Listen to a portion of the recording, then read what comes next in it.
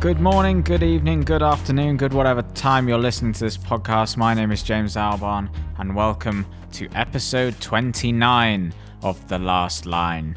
Thank you very much for joining me. This week, I am chatting to songwriter and member of the band White Lies, Charles Cave. I spoke to Charles couple of months ago now, something like that, earlier in the year. I can safely say that without there having been much changed in the world. If you're in the UK, you're pretty much still in a lockdown, which is fun. You're starting to get out of it, but we were very much in lockdown when we had our conversation. White Lies, of course, the band behind now 5 studio albums, To Lose My Life, Ritual, Big TV, Friends, and 2019's 5. And in 2019, White Lies also celebrated their 10-year anniversary of their first album, To Lose My Life, and they celebrated this with a reissued deluxe edition of the album and a anniversary tour in which they played the album from start to finish in full, then followed by a set of their more recent songs. And that is what we start the conversation with. So without further ado, here is Charles Cave.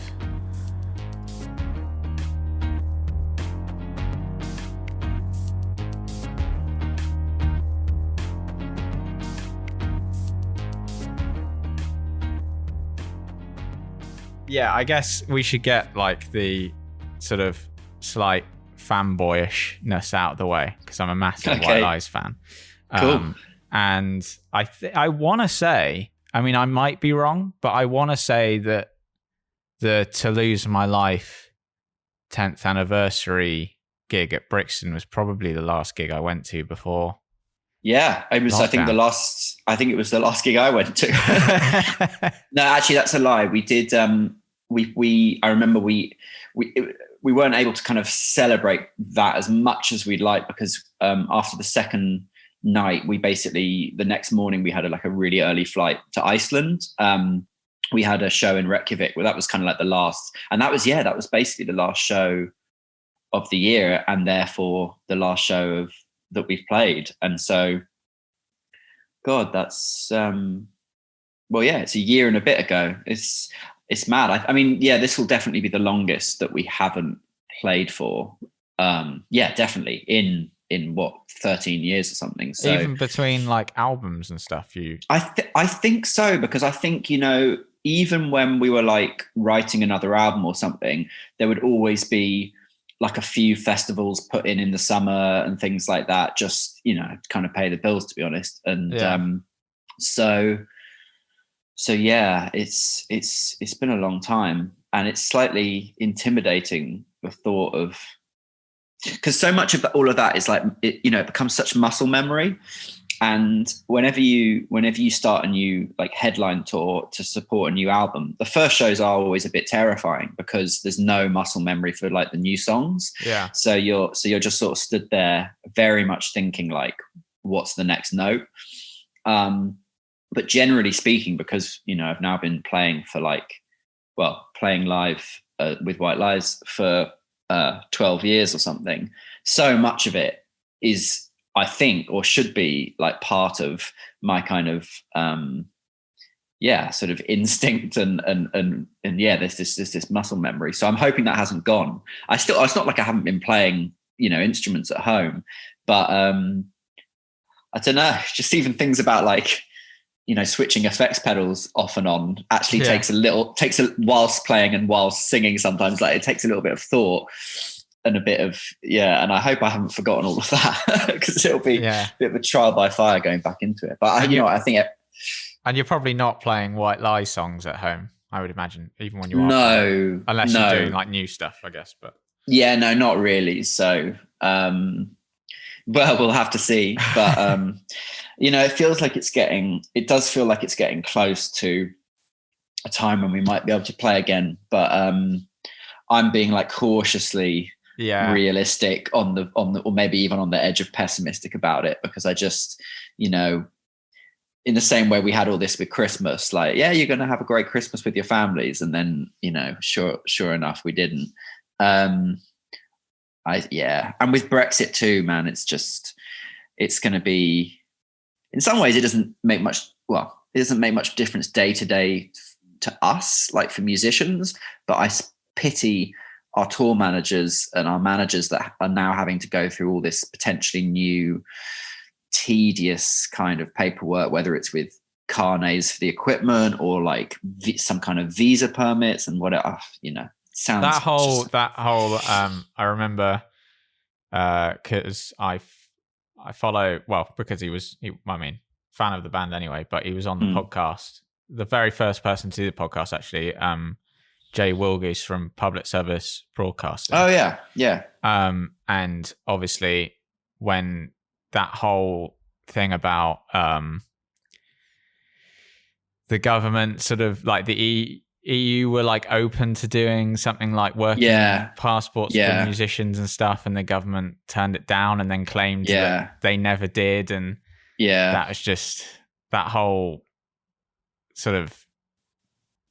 situation, not to make this show too political, but that whole situation just seemed bonkers to me. Yeah.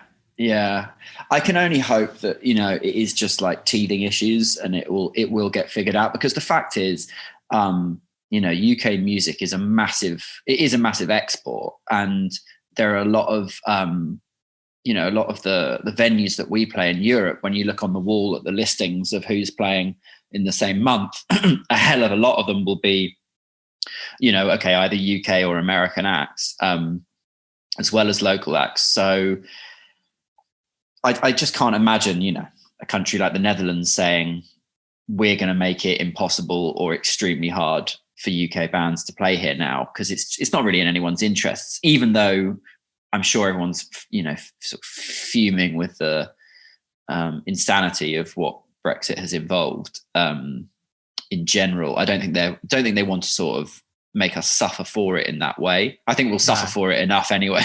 So, and I think even if there are, like, you know, both sides are sort of fuming about different things. I mean, I think every side is fuming. Like the people who wanted to remain are fuming because obviously we didn't want to leave. The people who wanted to leave are kind of fuming anyway, because they don't feel like they've gotten what they thought they were getting. And the EU are kind of fuming because it's just like I feel like they just think we're silly. So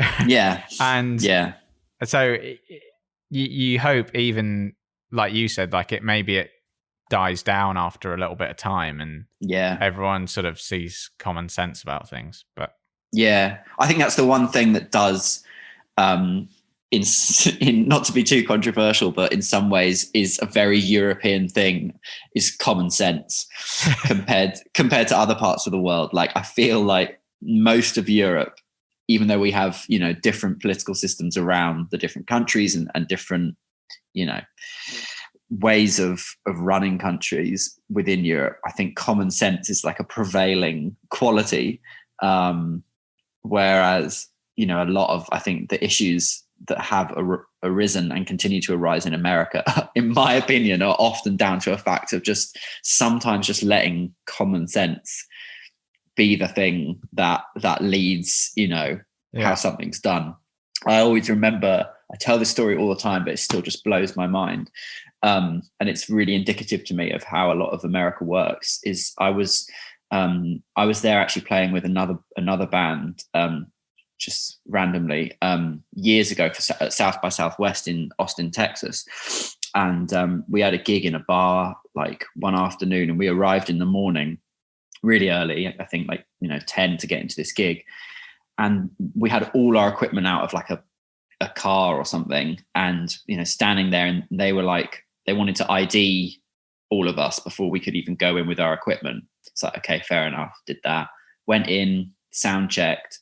Then we were like, oh, let's go get some lunch. So we left and we sort of waved to the bouncers and we're just like, thanks, we're just going to get some lunch. We'll be back in a bit. And they were like, cool.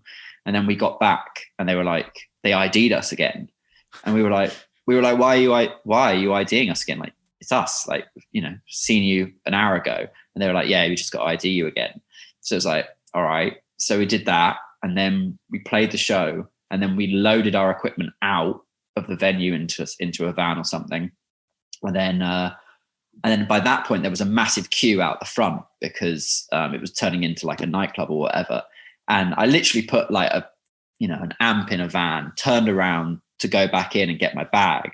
And they were just like, you need to go to the back of the queue. And I was like, it's me. Like, I've just played a queue. I've seen you all day long, and I've been in a gig. And they're just like, yeah, I know, sir, but you have to go to the back of the queue and queue up. And I was like, what are you talking about? Like, my bag is in there.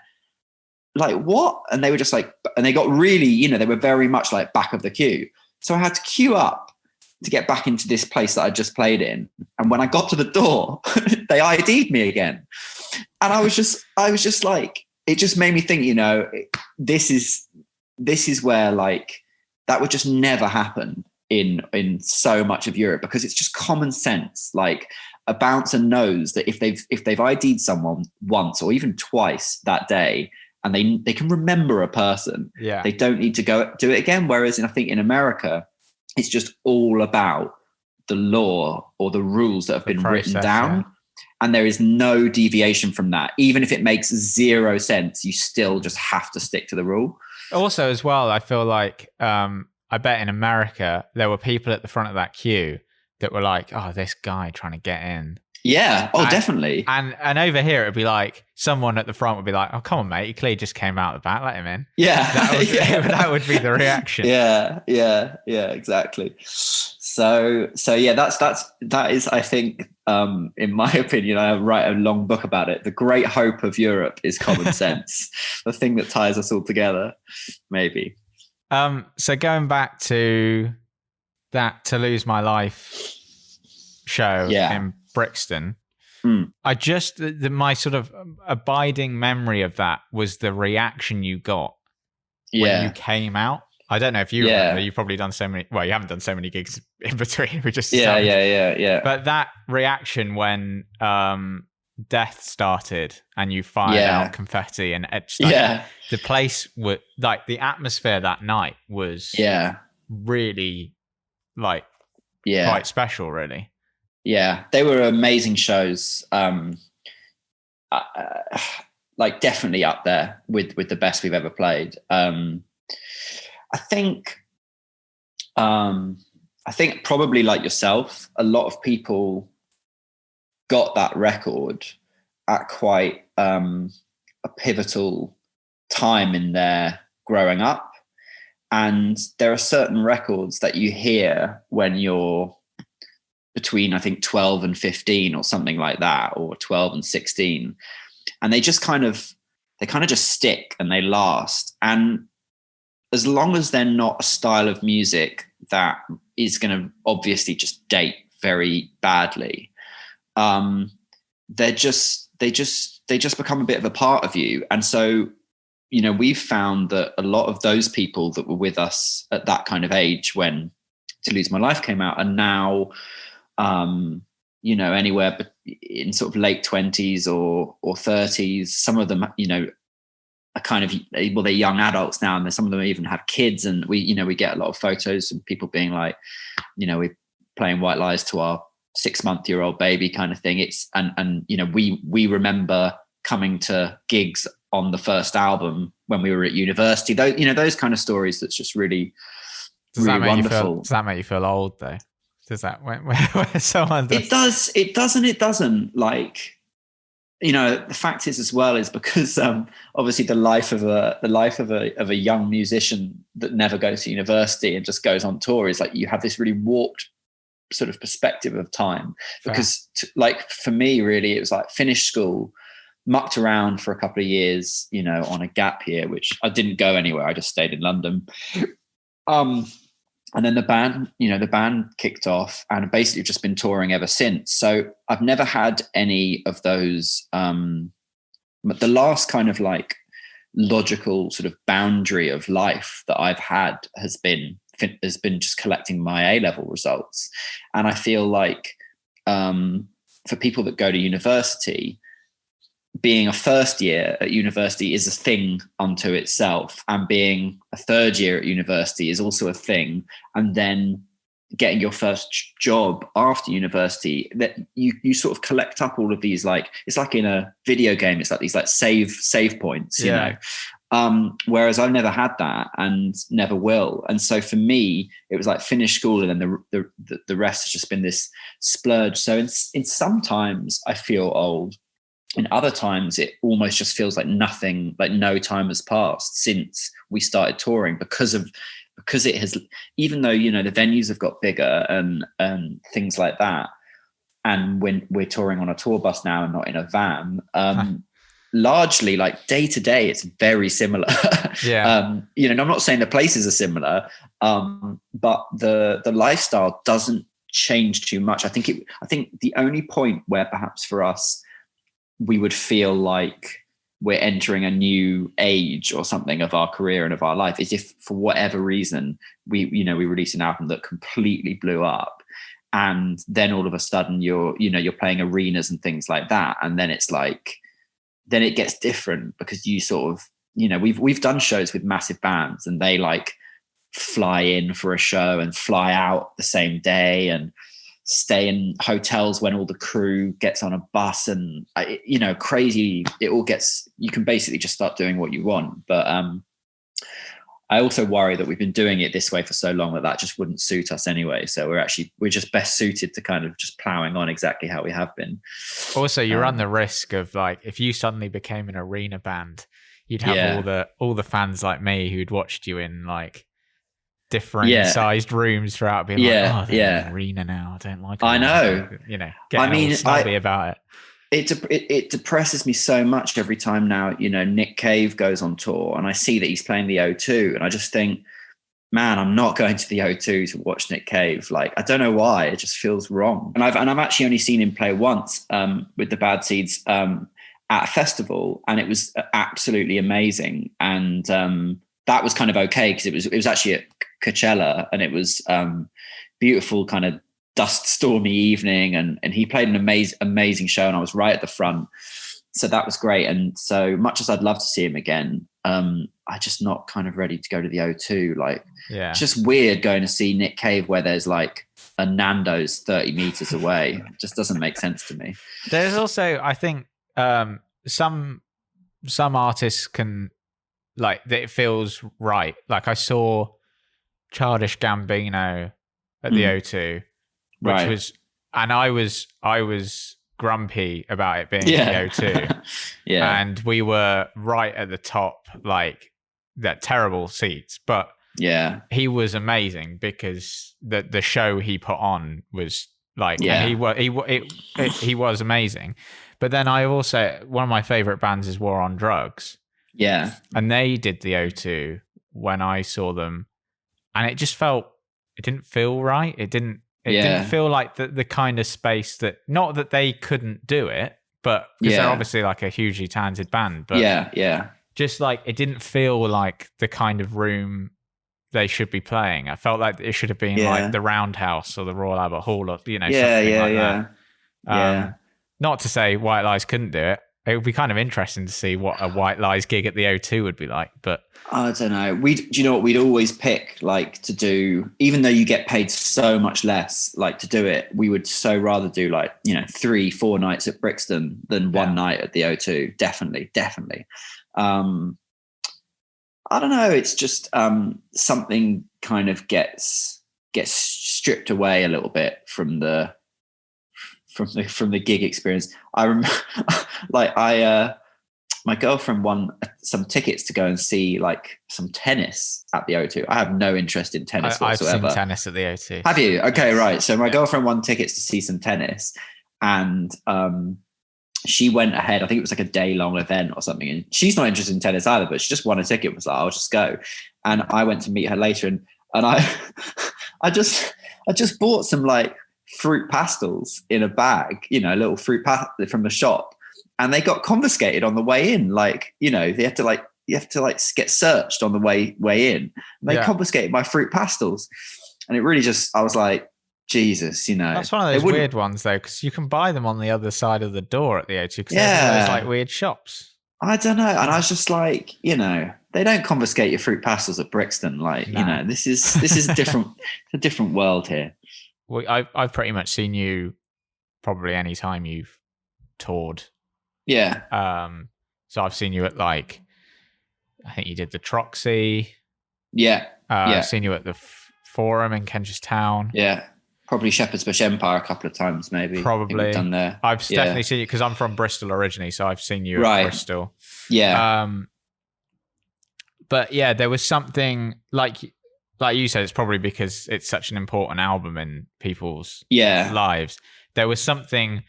I don't know. There was just something different about the atmosphere that night. I mean, the atmosphere is always good, but like that was just you know what I mean? It was. Yeah, I think it's because like a normal White Lies tour, like a normal show, even in London, I reckon people come like alone with a partner, maybe with a couple of friends. Like they're like, White Lies are playing, let's go see them. Whereas I think with this one, because it was that record, and that record probably had also bonded quite a few friendships back at, people when people were in high school or university. So I think there was a situation where when we announced them, it was a lot of people being like contacting old friends, school friends, university friends, and being like, we've got to go and do this, like for old time's sake, almost. And I feel like there was a lot of, I feel like even looking into the crowd, I sort of noticed a lot of like gangs, people that had really gone as like a big night out sort of outing to kind of, to sort of reminisce over when they first heard that record. And I think a lot of it is university time, like when people were in university. So, and that's not to say that doesn't happen like our other gigs.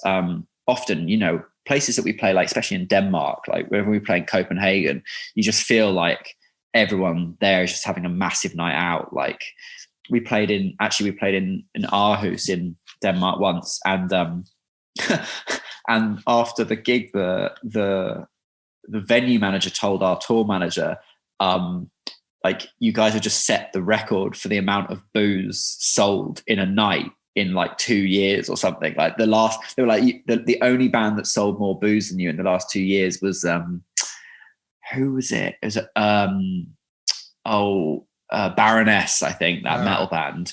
So it's like, and you could tell, people were just obviously there to have a big night. And I guess we kind of make that kind of music in a way. Like I'm not saying it's not obviously not like party music, but the sort of anthemic and quality of it. And, arguably we've always been described as having quite a stadium or like arena sound. But I think that's almost what's so good and so unique about playing that kind of music in smaller venues, is like when everyone's telling you it's arena music, but you're playing it in, like large clubs or theaters, it just feels really epic. Yeah, I guess, it just feels like it's being held in by the walls a bit. Whereas if you go and see, a sort of a more of a kind of folk style artist or singer-songwriter, even if they're very big, popular, sell a lot of records, you go and see them in a big theater like Brixton, and it can feel small. The venue can feel too big for the music. So it's just weird that, and obviously a lot of this is just driven always by money. And like when bands get to a point where they can technically sell out the O2, their managers obviously present them with this idea. It's like, why would you not? It's a great payday, and why would you turn that down? Whereas actually, I think a lot of the times, it's more important to think about the music and think about, will it actually be a really good night for people to do that, or would it just be better to do 2-3 nights somewhere else? To Lose My Life, would you say it's your most successful record in terms of like? It's most successful in terms of like record sales and chart position. But to be honest with you, it's quite a weird way of looking at it now, because like, people sell less and less records every year since. So technically speaking, like, I mean, I guess not to get all business about it, but we were more likely to think about our records as like campaigns, which includes the touring. And actually Five, the last one, was the most successful. Okay.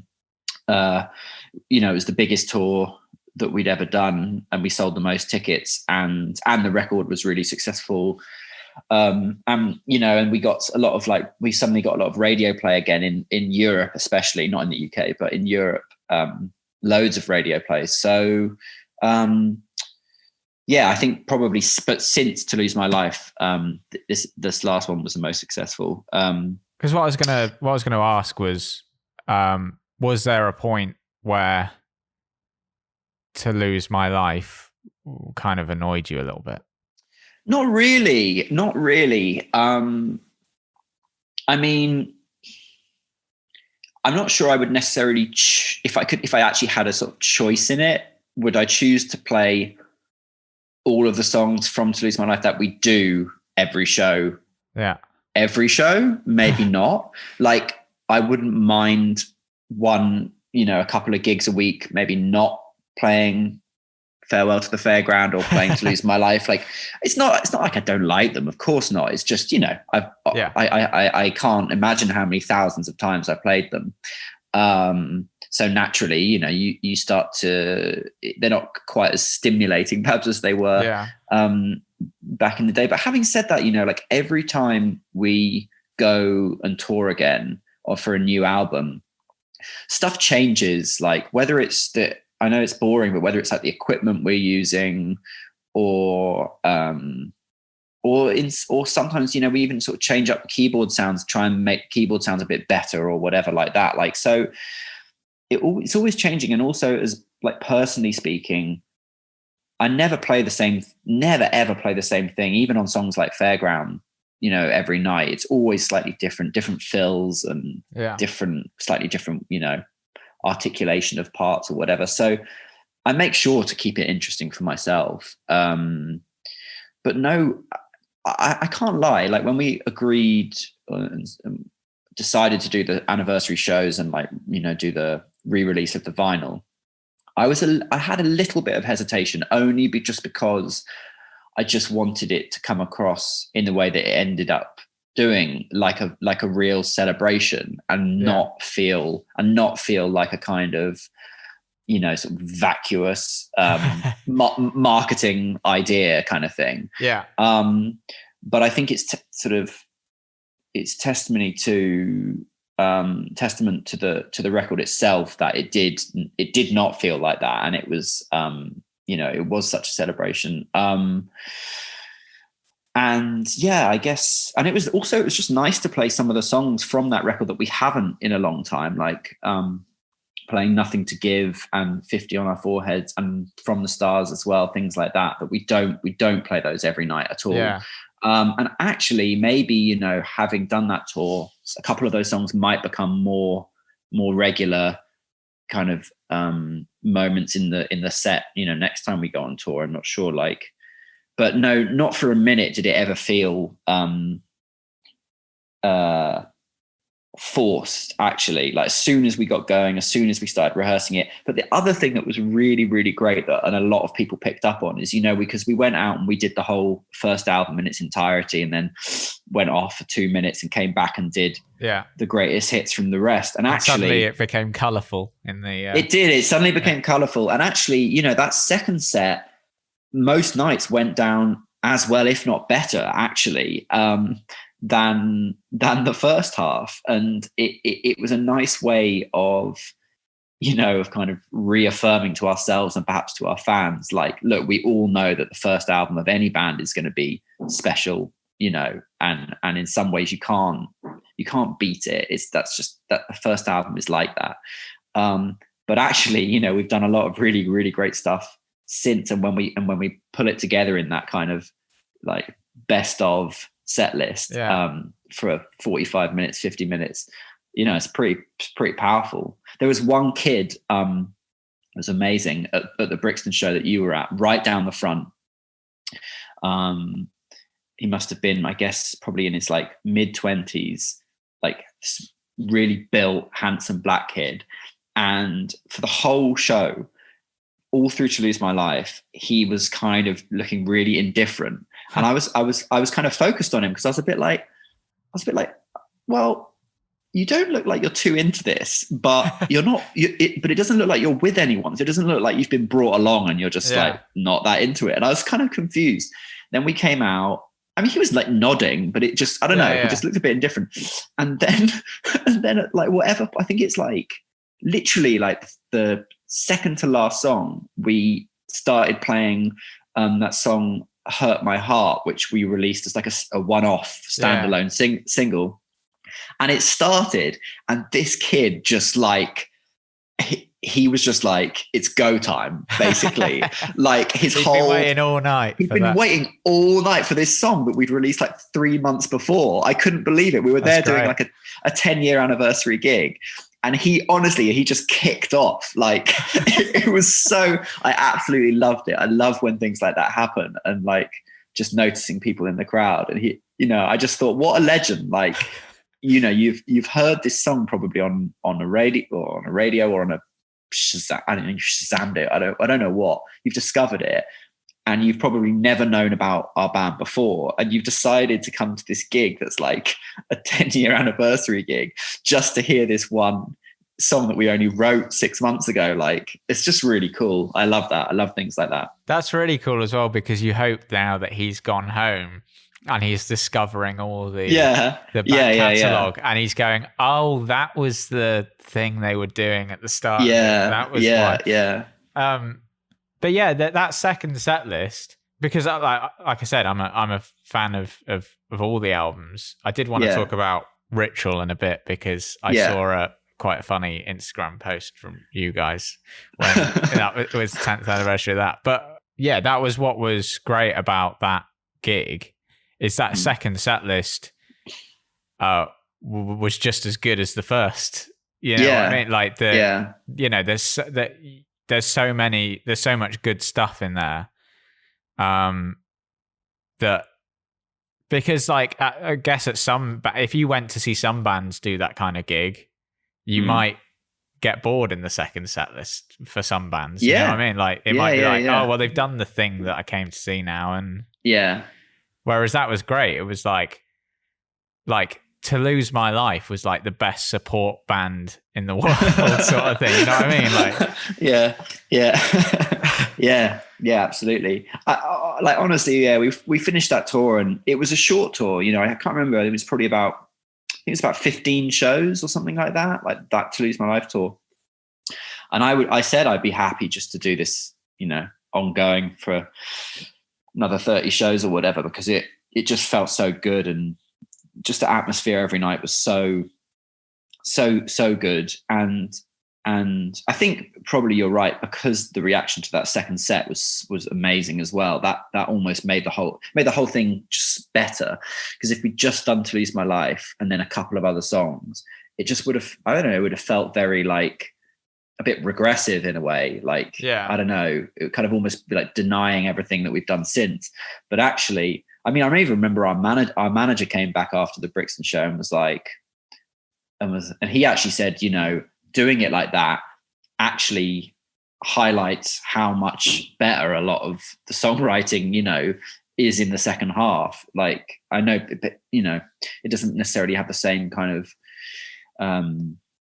emotional attachment to some of our fans just because of the time that it came out and whatever. But so I think we learned a lot from that tour. And you know, we've always said in interviews, like when people ask us, oh, what can we expect from the set list and things like that when we're going on tour, we always say the same. It's like we basically play what people want. Like, we know what people want, and we always just want to give them that, because it's still fun for us. We like playing it, and there's nothing worse than when you go and see a band and they just don't play things that everyone wants them to. I just think it's dumb, you know. Is it that? Have you heard that Neil Young? Is it Neil Young that did it? That anecdote about Neil Young. He came over and he was like releasing a new album, but it wasn't out yet. Yeah. And he like came over to London, played that from start to finish, And like by the end, the fans were just like booing because he wasn't playing anything. And then he came back on and said, "And now here's one and then did it again." Yeah. Oh God. Yeah, I think I have heard that. Luckily, to tie it back in, I actually did go to the O2 to see Neil Young. My friend, my girlfriend had a ticket. She used to be a journalist and was reviewing it, and I was like, "Yeah, go on, I'll go and see that." It was actually really, really good, and he played hit after hit. Yeah, pretty much. But I remember going on my way there. I remember thinking like, oh, I've heard these stories. This could be anything. Like this could be. Yeah, it could just be him playing like random covers or something. Yeah. Like you never know. So yeah, but no, we're never going to do that kind of. We never pull that kind of shit. I promise you.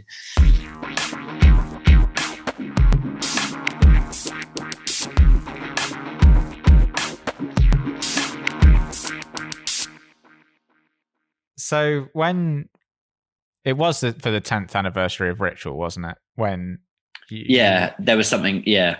So you posted like a kind of funny. I don't know if it was you or I don't know who runs your. I think it was Instagram. Jack. It was Jack. Yeah, no, it was Jack. I mean, I have access to it, but I don't usually post on there. It's just Jack. Yeah. About how. I think you said like happy 10th anniversary to the difficult second album. Yeah. Which made me laugh because I don't think many bands are that open about not being, well, I don't know, how would you categorize it, not being as happy with an album? Or yeah, do you know what, it's just because I think it's a good album, like, and I think what you saw in the comments for that were actually a lot of people being like, oh no, this like got this one, there's a lot of love for it. I guess my issue with it is I feel like I feel like some songs on there we were trying too hard to just please people that like the kind of framework of a White Lies song from To Lose My Life. Like I feel like songs on there like Strangers and Bad Love and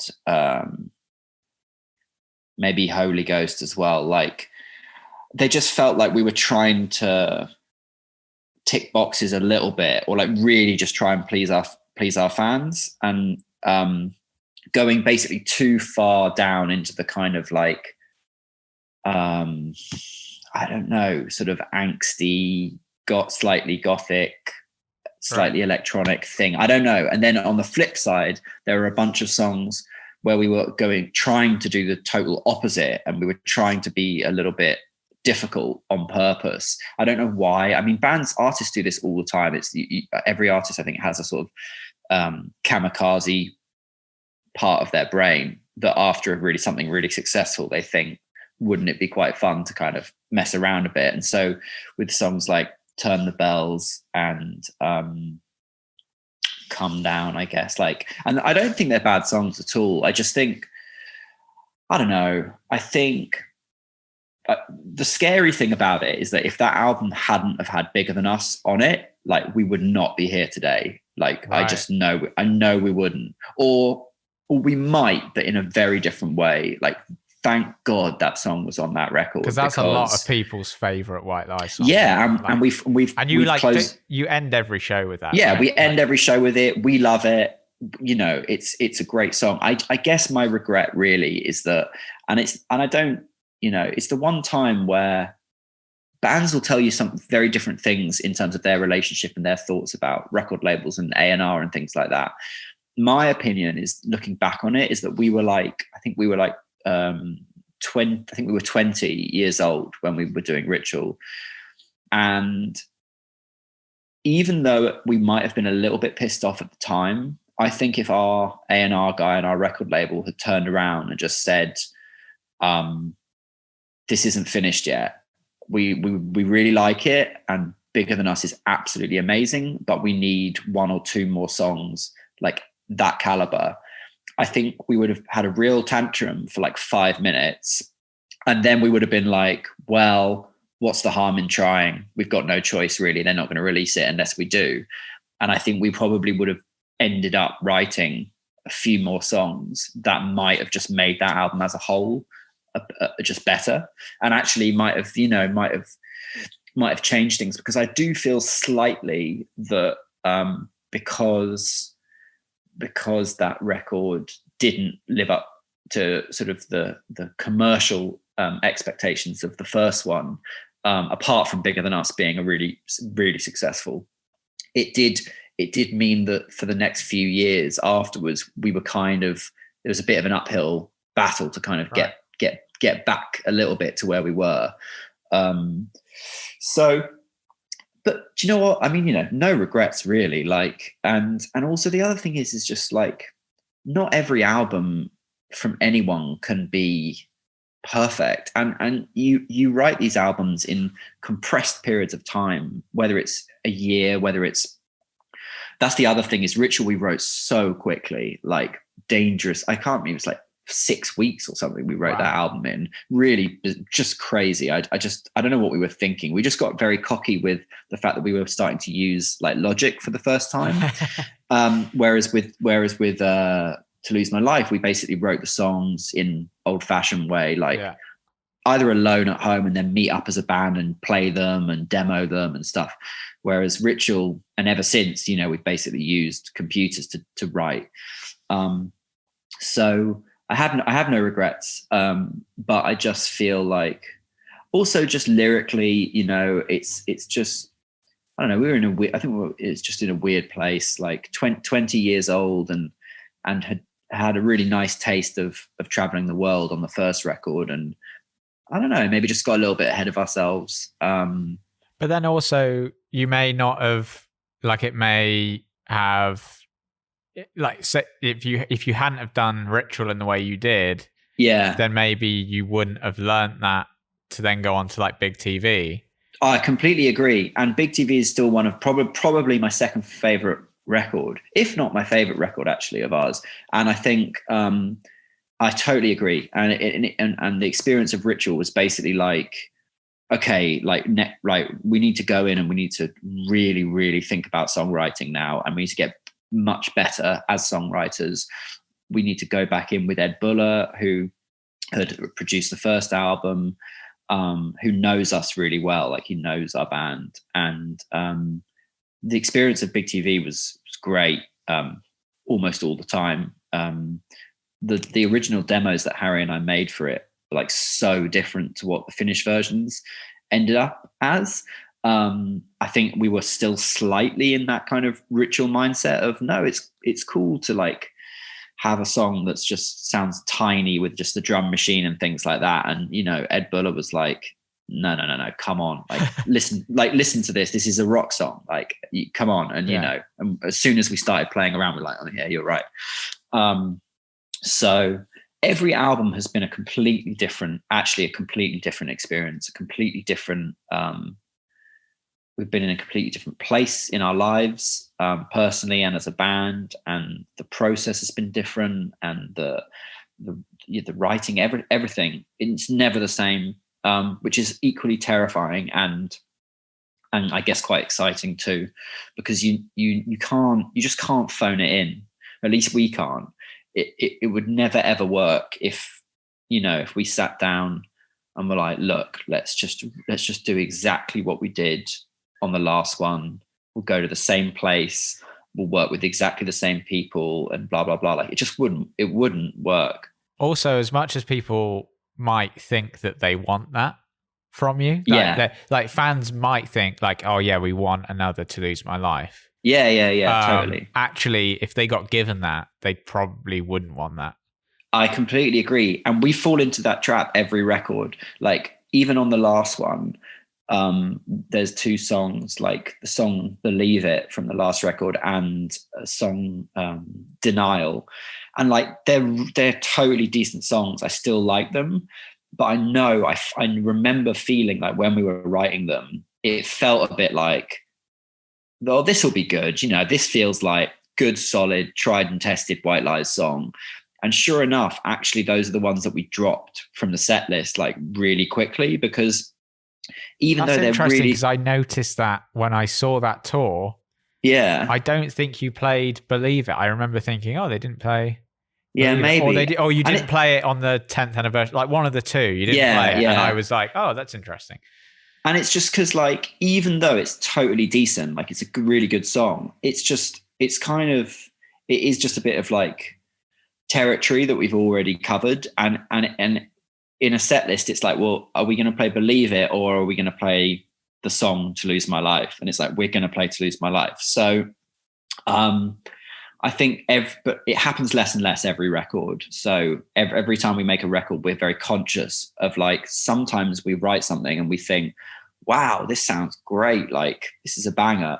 And then we just have to go, yeah, but is it just pretty much the same framework as something else that we've done? Right. And is there any point in putting it out? Because even though our fans definitely won't dislike it at all, and they will like it, I don't think it's going to like create a new sensation of any kind within them. I don't think it's going to sort of make them go, oh, like, you know, that's something exciting. Whereas something like Time to Give, yeah, exactly, at the start of 5, that was like a very long instrumental like bit towards the end, and like it's not a typical White Lies song, but that, you know, that was, I think, was that the first one you released for 5? Yeah, it was the first I was one. like, oh, this is interesting. This is a bit different. Exactly. And we were, do you know what, honestly, like Harry never gets worried about anything like that because he doesn't pay attention. But Jack and I were like really nervous. The night before that we were going to release that song, we were really nervous. We were a bit like, we love it. And I'm sure that a bunch of people will love it, but we were a bit like, is this really going to, you know, weird out a lot of our fan base? We just didn't know. And it was completely the opposite. And it just goes to show that, you know, people do want to be challenged. Like, they really do. Even if they say they don't, they do. And actually, that's the song that it basically became like a smash hit on Dutch radio. Oh, right. They do this thing in the Netherlands where on the like Radio 1 channel of the Netherlands, where I think it's called like the Power Play, where every week they pick a new song for the Power Play, which means it gets played every hour for like a week or something. And they played the 7.5 minute version of Time to Give like every hour for a week. There's not a lot of time left to play other stuff. If you Exactly. I mean, hour. I know. And it really, you know, that song just really, it was so perfect that we had that, and then we had Tokyo to follow it up with. It was like the perfect, you know, it just made so much sense. It was like to release this really interesting, long, different, slightly challenging thing, and then just come out with like a super pop, the most poppy song we've ever released afterwards. So it was just great success. Like the whole album, the whole campaign, and the whole tour. And then we ended it with the To Lose My Life anniversary. It was the best. I think it was the best 18 months of our career, actually. All in all, everything just felt like up and celebratory, and people connected with the record 5 more so than they had any other one since To Lose My Life. So it all just fell into place. So we've got to be very conscious to not fuck it up now, basically. You mentioned Ed Buller earlier, and I was reading the To Lose My Life booklet from the 10th anniversary vinyl. Yeah. And I think it was Ed Buller in there that you mentioned as it may have been your other producer on that record, right? Max, his name was, who taught that you mentioned that one of them taught you about really sort of hammered home the importance of the album needing as a concept and needing to be a cohesive whole. And it was interesting how you mentioned him in the conversation about Big TV as Yeah. opposed to Ritual. Do you think Yeah. it's that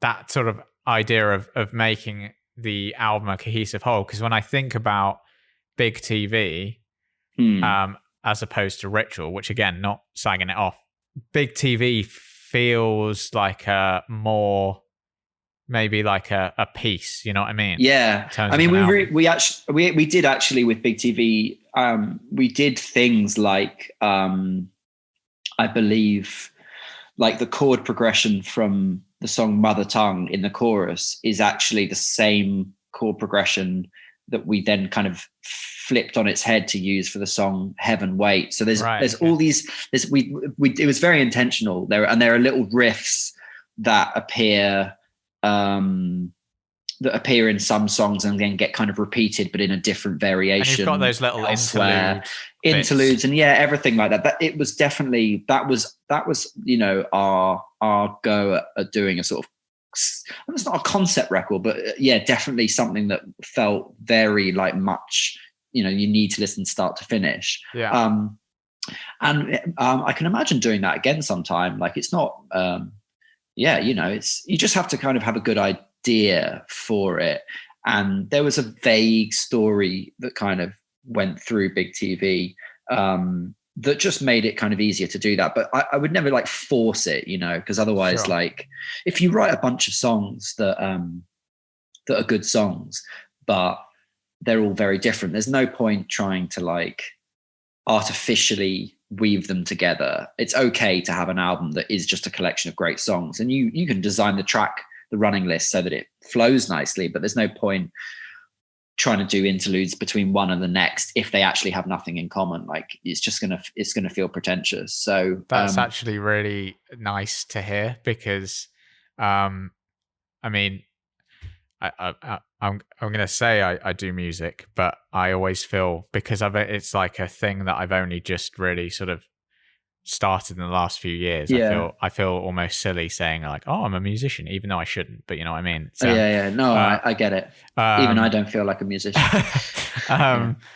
But that's something that I'm always like, I'll write a song and then I'll write something else that will have, say, like a piano in or something, and I'll be like, oh no, but now that doesn't fit with that and that. They're two, and really, actually, my songwriting ability isn't that bloody wide that I can write something completely different. They're still very much my songs, you know what I mean? But I always worry about that. Yeah, and also though it is very, very easy at some later point to kind of just add these little tiny things that ties them together. And the fact is, even though people don't necessarily realize it, if you use the same drum sound on two songs or the same piano on two songs, that will be enough to actually, you know, bring it together. Not to mention a voice, you know, if you're singing, if it's one person singing, it's always going to sound like that.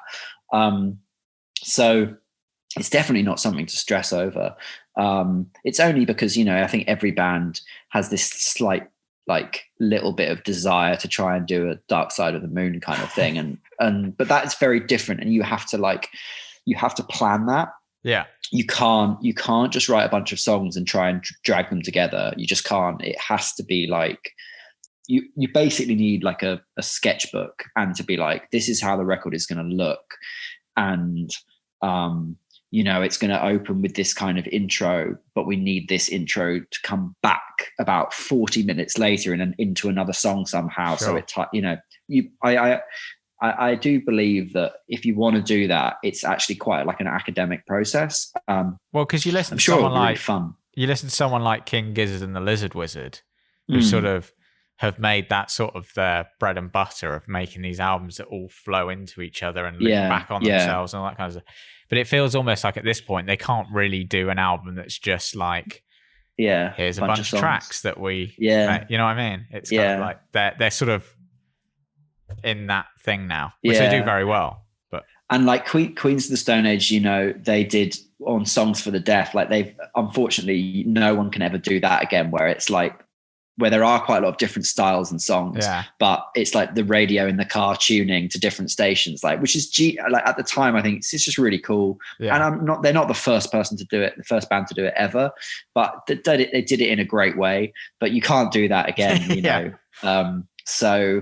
So yeah, I think now it's like, if you really want to make an album that's like that's a real whole, you do actually need some music theory chops to be able to do it. And it's not like the hardest thing in the world, but it is just like I said, if you write a song that is good, that's like a fast pop song, let's just say, the first thing to do would be to take one of the chord progressions from that song, the verse or the chorus, and maybe if it was major, make it minor, and then take half the tempo, and you write a new song with that set of chords slightly altered and slower. And, you know, I mean, that's just a really dumb first example, but it's things like that.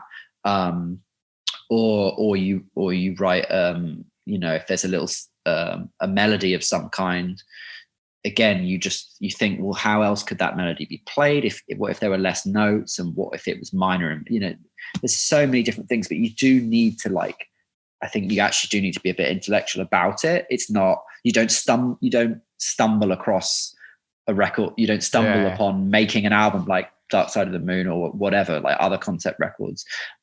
It does actually, like I say, it just takes a bit of planning, but it's not, you don't need to be like, you don't need to be like grade 8 theory to do it. Yeah. You just need to know what you're doing and know what your options are. And set out doing something like that, rather than just writing a bunch of songs and then trying to make them fit together. Yeah, exactly.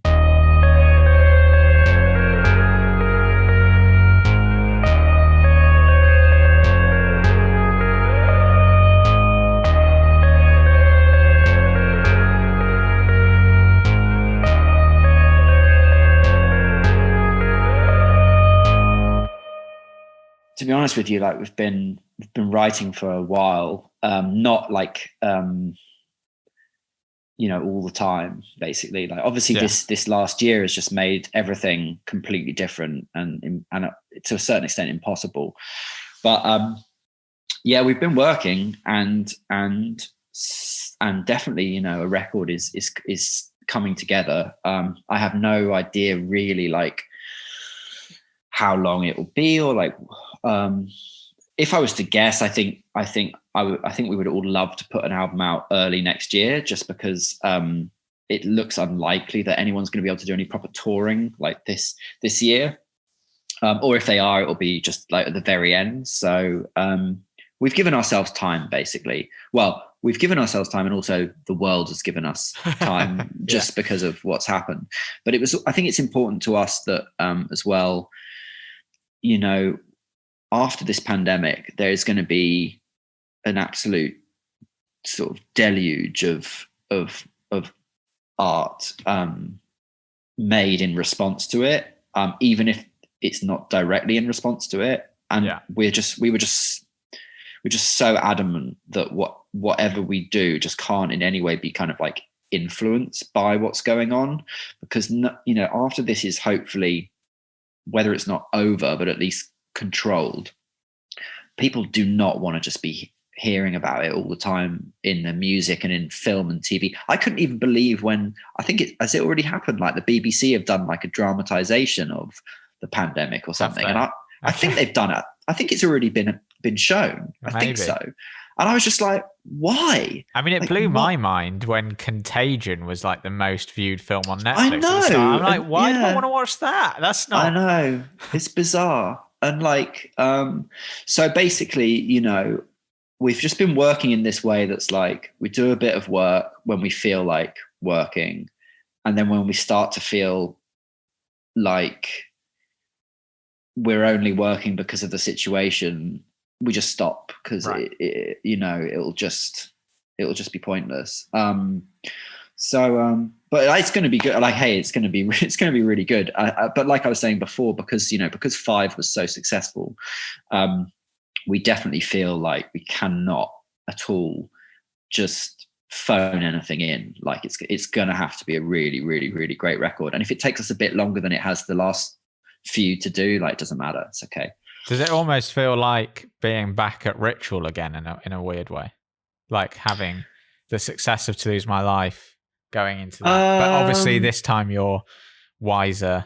I was going to say it doesn't, because we're wiser, and we're very aware of what we're doing. And I feel like, we're now at a point where we write songs and we finish them and then we don't use them because we don't like them. Whereas before with Ritual, it was basically like anything we wrote, like, yeah, that'll do. That's great.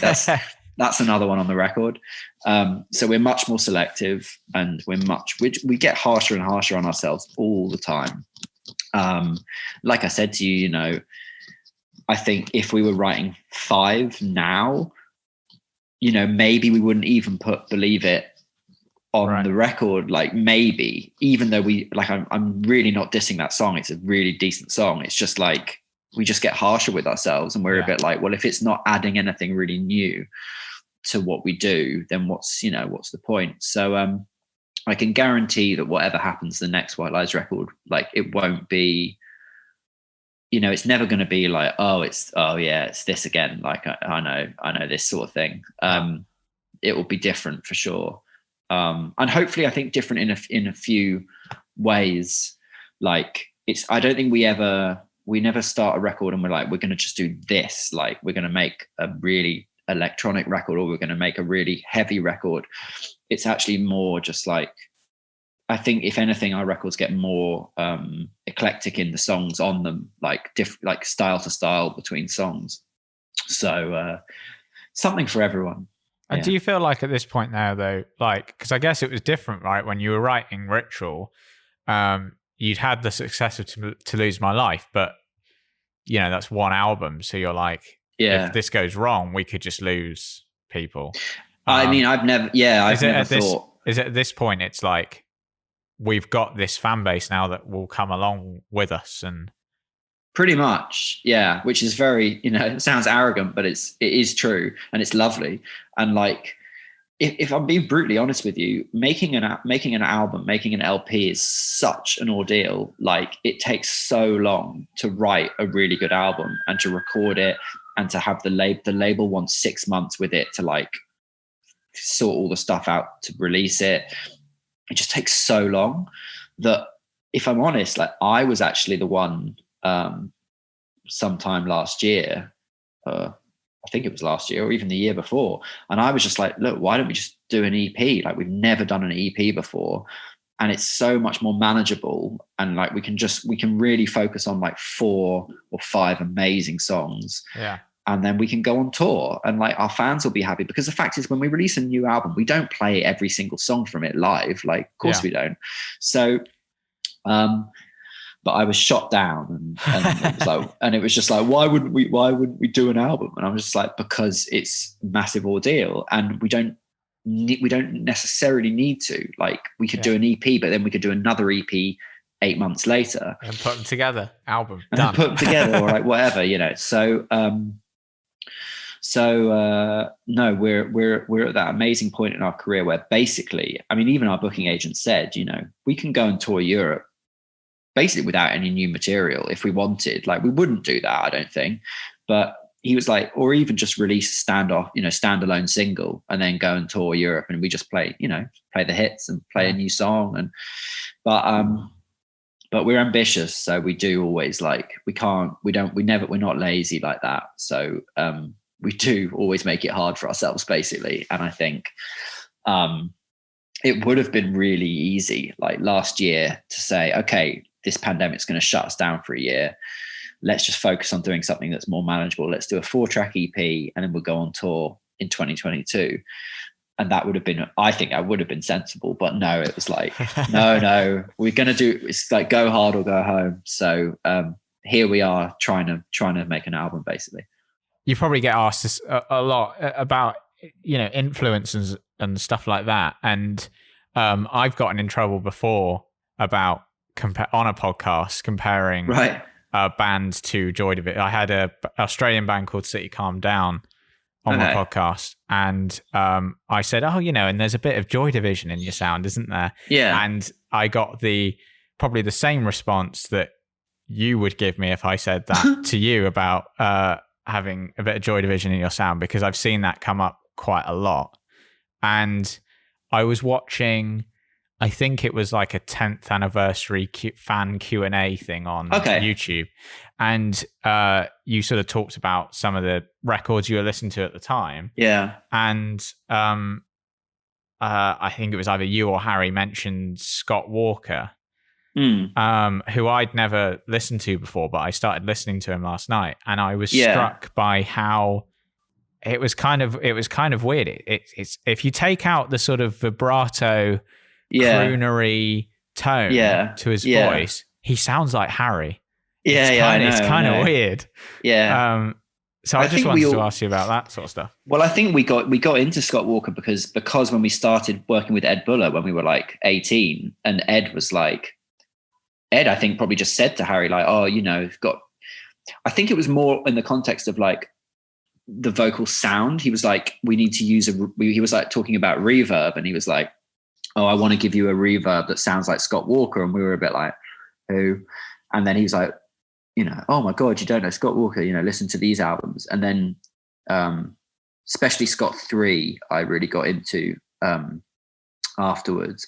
But in terms of like the influences, or the comparisons, things like it doesn't bother me at all, as long as it's always like phrased as a question. Because I think the thing, did I phrase it as a question? I don't think. Yeah, I think you did. I think you did. But I guess that it's just like there was a time when it was like when journalists would be like, "Oh, and obviously, you're influenced by Joy Division," and we really weren't, like, because to be honest with you, we were influenced by the bands that Joy Division influenced. Like, sure. So for us, honestly, I'd love to be really cool and be like, "Yeah, totally. We were listening to Joy Division when we were 16." We weren't. We were listening to Interpol because, of course, like that's what was around. Yeah. And so Interpol's first and second record, especially, much more of a point of reference for us than Joy Division. And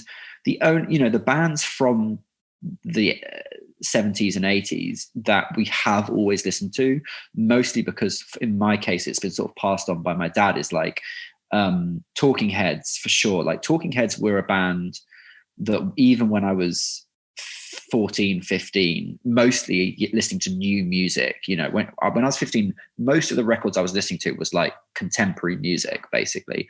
But Talking Heads were a band that I've always been into, and just always been an influence, basically. And I think there is some of that, especially in our more recent material, like for sure. And then from and actually it was when we started playing. I know it's so hard to imagine, but like we literally just rewrote like Death, Unfinished Business, Farewell to the Fairground, To Lose My Life. And it's after we made those demos that even our manager was like, "Oh, it has a bit of this and this and this and this." And most of the bands he was naming, we were like, never heard of that. And he actually made us a compilation. I remember he made us a CD with like, with stuff like Echo and the Bunnymen and Simple Minds and Fiction Factory and Furniture and all these kind of some of them are slightly more obscure 80s bands. Most of it, honestly, we were hearing for the first time. Like, the honest truth is, I remember when we first like auditioned our keyboard player Tommy, and he came to rehearsal and he was a bit like, "So what do you guys like listen to?" And I remember at the time it was basically like Sam's Town by the Killers had just come out, and we were all like, none of us had actually been big Killers fans on the first record, but then that one came out and we were like, "This is great." And because of the times, the third Kings of Leon record had just come out that year, and we were all like, "This is shit hot as well." So the honest truth is, at that point we were listening to just contemporary indie music, mostly. But I grew up on metal. I was just big heavy metal kid when I was in secondary school, but also, just grew up with with Paul Simon, and my dad played quite a lot of sort of kind of world music as well. So I don't know, just listen to everything. But the honest truth is, like, when we sit down to write songs, like, this is just the music that comes out. Yeah. Like, we've never really made any attempt to sound like anyone else. It's more just like we don't really like acoustic guitars very much. We don't really like I don't know, like I'm trying to think. I don't know. I guess we know what we don't like. And then when it comes to like synthesizers and stuff, like, we love the more 80s sounding string synths, and I don't know. We literally just do what we like, basically. And I think that's the thing, though. Like, as again, someone with sort of my limited songwriting experience in comparison to yours, you like you said, you just play stuff. Stuff comes out, and then other people generally go, "Oh, that sounds a bit like this," or "That sounds a bit like this." And obviously, just stuff filters through, like, different things. Because if you're listening to something, if I'm listening to White Lies, there's all of your guys' history of listening to music. Exactly. And nothing is ever going to sound original anyway. So there's no point trying. Like, we're all influenced by decades of music now. So, just embrace it. And I think, I think there's also nothing wrong with grabbing something from somewhere. Like, there's a groove in a Shaka Khan song I really like. Like, fuck it, use it. Just, try and do something different with that. Like, that's how things happen, in art and in music. So we don't run away from anything. And it's not like, it's never like if we use a certain sound and we go, oh no, does that sound a bit too much like that band or something? Whatever, it doesn't matter. Just use it. If it's good and if it works, like, I just think go with it.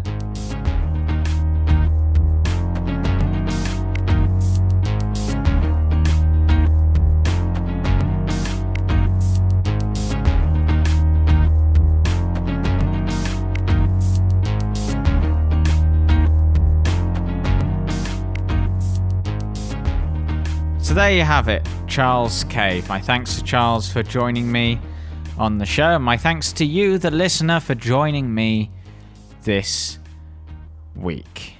If you like the podcast, and you like what you hear, then please do subscribe on whatever podcast platform you're on. Share it with your friends and your family and people you see on the street. Shout at them. Tell them to listen to this podcast. And if you want to support the show further, you can go to patreon.com/The Last Line. I realize that it's redundant me saying www. You don't even actually have to type that in anymore. That's not really a thing. And I don't think people really say www anymore. But hey, I did. Deal with it.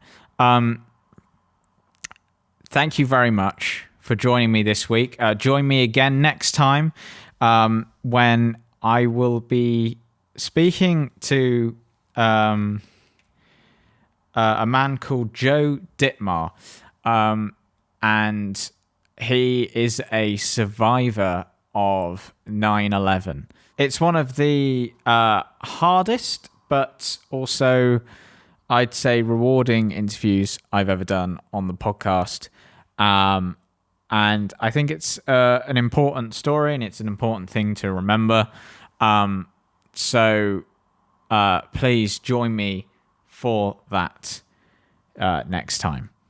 Until then, I've been James Alban, and this is The Last Line.